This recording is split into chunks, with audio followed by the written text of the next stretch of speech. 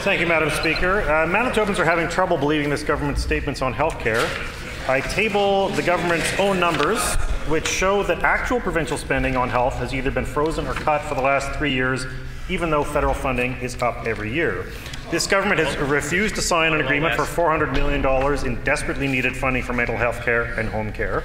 But budget commitments mean nothing to this government. The PCs routinely make spending promises they have no intention of keeping, only to claw back hundreds of millions of dollars. This year, $247 million from health alone. All the stats the Premier has been quoting today are out of date. 75% of cardiac surgeries had to be cancelled due to a nursing shortage. ER wait times are exploding, and Manitobans cannot get access to mental health care or primary care because of the cuts by this government. Can the Premier please explain the gap between what he and his MLAs have been telling people and what their own numbers show? The Honourable First Minister.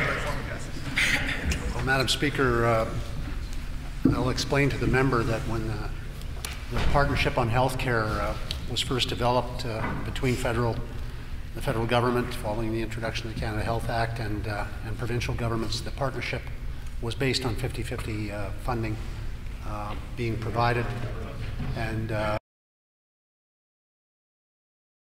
the responsibility that Ottawa undertook, Madam Speaker, was lessened over the years to the point where Paul Martin, the member might remember him, as the Prime Minister, committed to a level of 25% funding.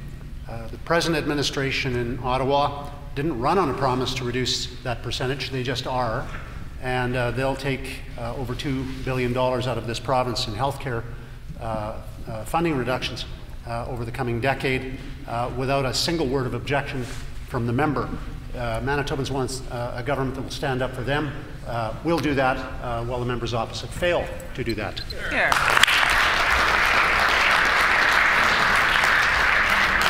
The Honourable Leader of the Second Opposition on a supplementary question.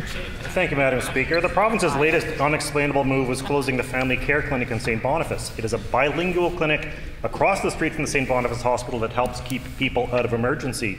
I received an email from a woman whose husband and 2 children rely on that clinic for primary care, and it is more than just a clinic. It is the preeminent family medicine residency in Manitoba. This is where people learn to be family physicians.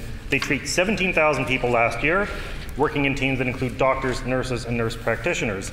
There is a shortage of primary care physicians and huge waiting lists to get one, and this government is closing a clinic that is working well with no explanation. Once again, this government's motto appears to be, if it ain't broke, break it. Instead of proceeding with this mistake, will this government commit to keeping the St. Boniface Medical Centre open?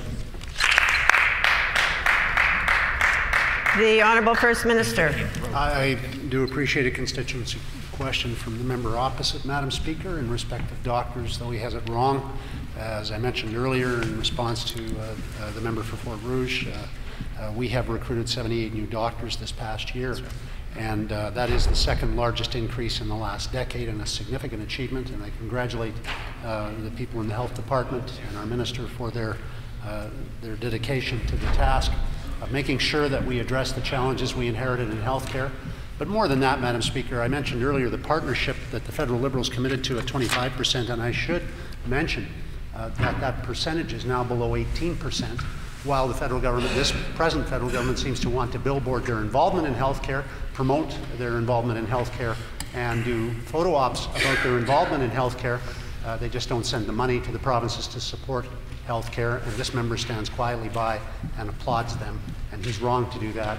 We'll stand up for Manitobans while he remains silent.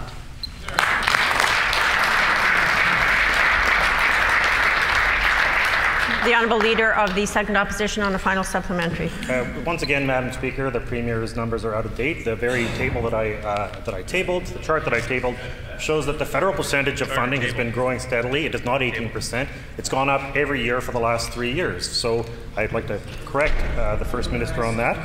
But Madam Speaker, this government has always shown that it's incapable of coming up with any ideas of its own, which is why they have to spend $16 million paying others to do their thinking for them. Shared services is very similar to what the Premier's good friend Doug Ford is proposing, which in Ontario is raising alarm bells. I table a CTV news story because no one is learning the lessons of failed reforms in Nova Scotia and Alberta. One expert said Nova Scotia's results were dismal. Another warned that changes could do real harm. And another said Alberta had scathing reviews after its changes, and none of these reforms ever resulted in healthcare improvements. This government promised to cut at the top, not the front lines.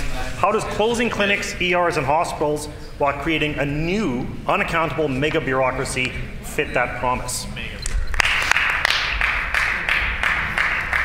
The Honourable First Minister. Madam Speaker, disrespecting the rule of law, breaking trust, compromising values, vicious divisions within caucus and cabinet, resignations of cabinet members. We thought we'd seen it all under the NDP government, Madam Speaker, but we're seeing it now in Ottawa, replicated. There is a precedent with the NDP, that's true, but the dysfunction of the federal government is what this member is trying to avoid and divert attention away from.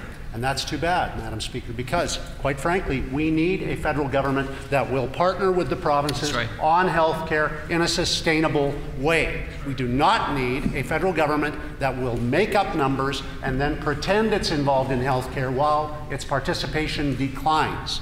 This we do not need in Canada. Our population is aging. People need support and help. I appreciate the NDP's change in their position recently to support us in working to get the federal government to restore sustainable levels of funding for health care. I would welcome that support from the member opposite, though I think it is unlikely to be received.